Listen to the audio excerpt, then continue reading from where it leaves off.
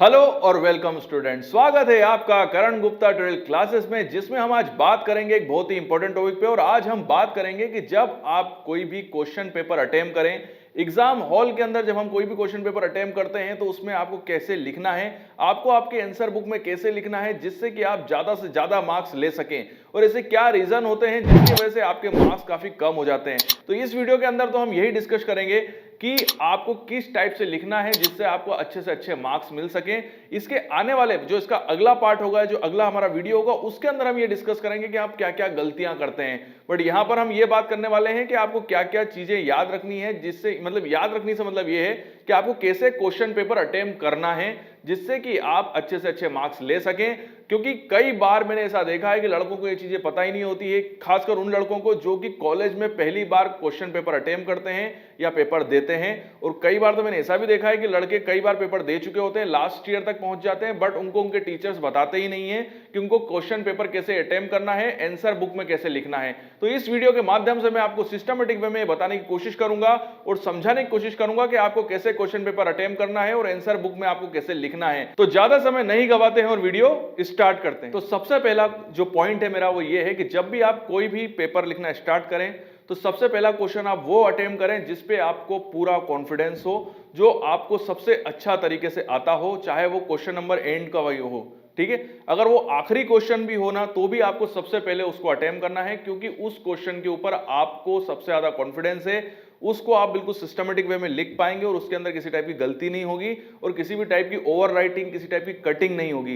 क्योंकि जब भी जो भी आपका क्वेश्चन पेपर जो भी आपका आंसर बुक चेक करेगा तो सबसे पहले जो आंसर बुक चेक करने वाला जो रिव्यूअर होता है या जो क्वेश्चन बुक को चेकर होता है, वो पहले क्वेश्चन को सिस्टमेटिक वे में चेक करता है, पढ़ता है और सबसे अच्छा इंप्रेशन उसको फर्स्ट क्वेश्चन पे ही आता है। अगर आप पहला क्वेश्चन ही सही तरीके से अटेम्प्ट नहीं करेंगे, उसको आप गलत लिखेंगे या उसके अंदर काटापीटी करेंगे, कटिंग करेंगे, तो जो इंप्रेशन होगा वो गलत हो जाएगा और वहीं से आपके मार्क्स कटने स्टार्ट हो जाएंगे और वहीं से आपकी मार्किंग कम हो जाएगी। तो इस चीज का आपको याद रखना है कि कोशिश करें कि जो फर्स्ट क्वेश्चन है, कोशिश नहीं, ये करना ही करना है कि जो फर्स्ट क्वेश्चन होगा वो वही अटेम्प्ट करना है जो आपको सबसे अच्छे से आता है और जिसपे आपको फुल कॉन्फिडेंस है। ठीक हो गई बात। और कोशिश करनी है कि कम से कम हमको ओवर राइटिंग करनी है, कटिंग नहीं करनी है, मतलब कोई काटापीटी नहीं दिखनी चाहिए, बिल्कुल अच्छे से उसको लिखना है और अटेम्प्ट करना है। ये चीज याद रखनी है। एक चीज और जो सबसे ज्यादा लड़के जो गलती करते हैं वो टिप ये है कि आपको सभी आंसर, मतलब जो भी क्वेश्चन आप अटेम्प्ट कर रहे हैं उनको आपको इक्वल टाइम देना है। ठीक हो गई बात। यहां पर मैंने कई बार ऐसा देखा है कि लड़के फर्स्ट क्वेश्चन को तो इतना अच्छे से लिखते हैं और इतनी देर तक लिखते रहते हैं कि आखिरी क्वेश्चन तक पहुंचते पहुंचते उनके पास टाइम ही नहीं बचता है। तो फर्स्ट क्वेश्चन में उनकी राइटिंग कुछ और होती है और आखिरी क्वेश्चन में तो उनकी राइटिंग समझ में ही नहीं आती है। तो ऐसा नहीं करना है। आपको जब भी क्वेश्चन लिखना स्टार्ट करेंगे, आप आंसर बुक लिखना स्टार्ट करेंगे, आपको टाइम डिवाइड कर लेना है कि मुझे इस क्वेश्चन को आधे घंटे देना है, दूसरे क्वेश्चन को आधा घंटा देना है। एग्जाम्पल के लिए आपको 3 घंटे का समय मिलता है, तो 3 घंटे के समय में अगर आप 5 क्वेश्चन अटेम्प्ट कर रहे हैं तो 3 घंटे को आप 5 पार्ट में डिवाइड कर लीजिए। अगर आपको 6 क्वेश्चन अटेम्प्ट करने हैं तो 6 पार्ट में, मतलब आधे आधे घंटे में, मतलब आधे आधे घंटे मतलब एक क्वेश्चन में आपको 30 मिनट देने हैं। तभी आप हर क्वेश्चन को इक्वल तरीके से अटेम्प्ट कर पाएंगे और आपको सही मार्क्स मिल पाएंगे। यहां पर यह चीज आपको बहुत याद रखनी है क्योंकि यहां पर टाइम मैनेजमेंट बहुत इंपॉर्टेंट होता है जब आप कॉलेज के अंदर एग्जाम देते हैं। एक बहुत इंपॉर्टेंट बात कि लंबे पैराग्राफ लिखने से आपको बचना है। लंबा पैराग्राफ का मतलब यह होता है कि आप लिखे जा रहे हैं, लिखे जा रहे हैं, लिखे जा रहे हैं, ऐसा नहीं होना चाहिए। पॉइंट वाइज समझाइए, क्योंकि जब कोई भी आपकी कॉपी चेक करता है ना तो इतने लंबे लंबे पैराग्राफ नहीं पढ़ता है, वो केवल पॉइंट्स को पढ़ता है। ठीक होगी बात। तो आप लंबे पैराग्राफ कभी ना लिखे। अगर आप लंबे पैराग्राफ लिखेंगे तो वहां पर आपको मार्किंग सही तरीके से नहीं हो पाएगी। पॉइंट्स में समझाएं या एक तरीके से आप फ्लो चार्ट वे में समझा सकते हैं। अगर डायग्राम है तो डायग्राम बनाएं, कोशिश करें डायग्राम बनाएं या टेबल के फॉर्म में समझाएं। जितना इस तरीके से आप समझाएंगे वहां पर आपके मार्किंग के चांसेस काफी बढ़ जाएंगे। बट आप एक लंबा पैराग्राफ लिख रहे हैं, पूरे के पूरा पेज भर दिया आपने लिखते हुए, तो उसमें आप ही नेगेटिव में आएंगे क्योंकि आपका टाइम भी काफी जाया होगा और आपको मार्क्स भी सही तरीके से नहीं मिलेंगे। तो थोड़ा इनोवेटिव वे में लिखें, पॉइंट्स में समझाएं, फ्लो चार्ट के वे में या डायग्रामेटिक वे में समझाएंगे तो उसमें आपके मार्किंग के चांस काफी बढ़ जाएंगे। यहां पर एक चीज मैं हमेशा बोलूंगा कि ओवर राइटिंग कम से कम करें, काटापीटी बिल्कुल भी ना करें। कम से कम स्टार्टिंग के जो 3 क्वेश्चन आप अटेम्प्ट करें उसमें तो आप ओवर राइटिंग ना करें, और करें तो बिल्कुल कम से कम करें। क्योंकि अगर आप ओवर राइटिंग करते हैं तो जो कॉपी चेक करने वाला होता है उसके ऊपर आपका इंप्रेशन काफी खराब पड़ता है। तो ये चीज आपको याद रखनी है कि ओवर राइटिंग कम से कम हो। यहाँ पर एक बहुत इंपॉर्टेंट चीज है और ये मैं हमेशा ब्रिलियंट स्टूडेंट को बताता हूँ और आपको ही बता रहा हूँ कि सब ब्रिलियंट है मेरे, तो जितने मेरे वीडियोस देखते हैं। और ये है कि आप जब भी कभी कोई आंसर बनाएं या आप कोई भी नोट्स बनाएं ना, तो कोशिश करें कि पूरी क्लास जिस बुक को प्रिफर कर रही है आप उस बुक को कम प्रिफर करें, और अगर आप प्रिफर कर भी रहे हैं तो आप अपने नोट्स बनाते समय एक से ज्यादा बुक्स को प्रिफर करें, 1 2 3 बुक्स को प्रिफर करें। रीजन ये होगा कि जब आप आंसर लिखेंगे तो आपका आंसर आपके बाकी क्लासमेट्स के आंसर से थोड़ा सा डिफरेंट होगा, उसमें कुछ अलग इंफॉर्मेशन उसमें दिखाई देगी, तो जो कॉपी चेक करने वाला है वो आपको कुछ एक्स्ट्रा मार्क्स देगा, क्योंकि उसे कुछ अलग लगा दूसरों के आंसर से आपके आंसर में, उसको कुछ नई इंफॉर्मेशन उसके अंदर पता चली।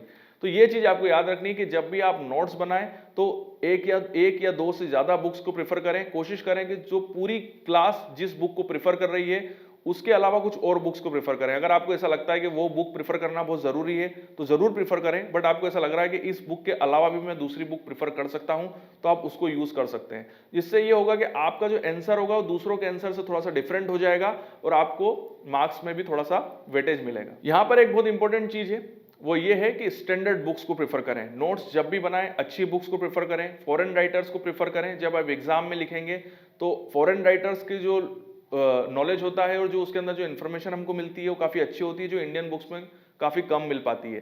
तो इस चीज़ को याद रखें। इंडियन बुक्स भी प्रिफर कर सकते हैं, मैं ये नहीं कह रहा हूँ कि इंडियन बुक्स खराब होती हैं, इंडियन राइटर्स खराब है, ऐसा नहीं है। मैं खुद इंडियन बुक्स को प्रिफर करता हूँ, बट उन बुक्स को प्रिफर करें जो कि स्टैंडर्ड हो और थोड़ी अच्छी बुक हो, तो उससे नोट्स बनाएंगे तो आपको मार्क्स मिलने के चांसेस काफ़ी अच्छे हो जाएंगे और अच्छे मार्क्स आपको मिलेंगे। एक और इंपॉर्टेंट चीज़ जो कि बहुत लड़के नहीं करते हैं वो ये है, घड़ी नहीं ले जाते हैं। पेपर देते समय हमेशा घड़ी रखें साथ में और घड़ी को देखते रहें। अगर आप घड़ी को सही तरीके से देखेंगे, आपके पास घड़ी होगी, तभी आप टाइम मैनेजमेंट कर पाएंगे और आप हर क्वेश्चन हर आंसर को सही समय दे पाएंगे।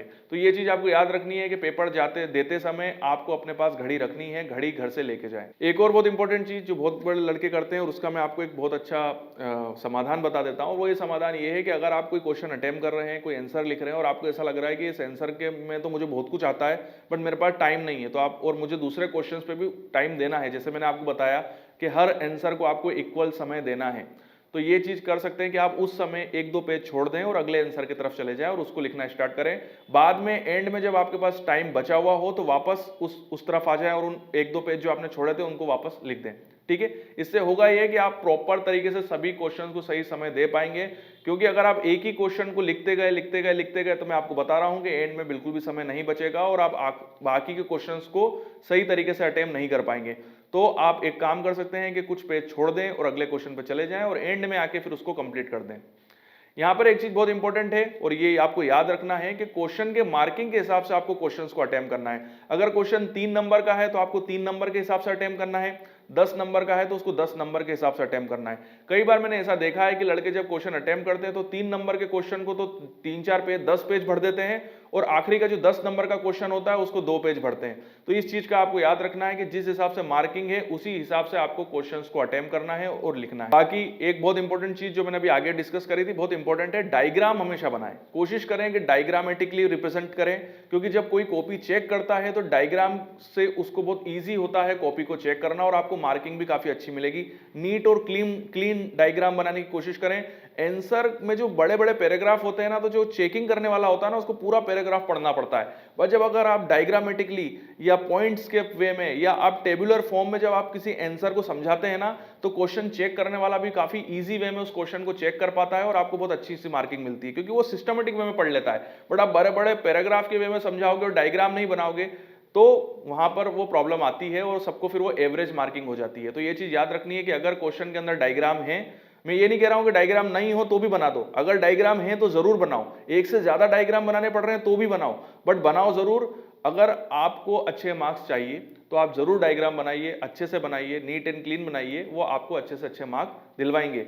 तो यही मेरी वो टिप थी जो कि आपको याद रखनी है जब आप पेपर को अटेम्प्ट करें, क्वेश्चन पेपर को अटेम्प्ट करें और आंसर लिखें।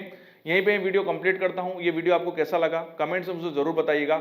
अगला वीडियो भी बहुत इंपॉर्टेंट होने वाला है, क्योंकि अगले वीडियो के अंदर हम डिस्कस करेंगे कि ऐसी कौन सी मिस्टेक्स है जो कि ज्यादातर स्टूडेंट्स करते हैं जब वो अपना क्वेश्चन पेपर अटेम्प्ट करते हैं या पेपर देते हैं। कहां पर? पेपर हॉल में।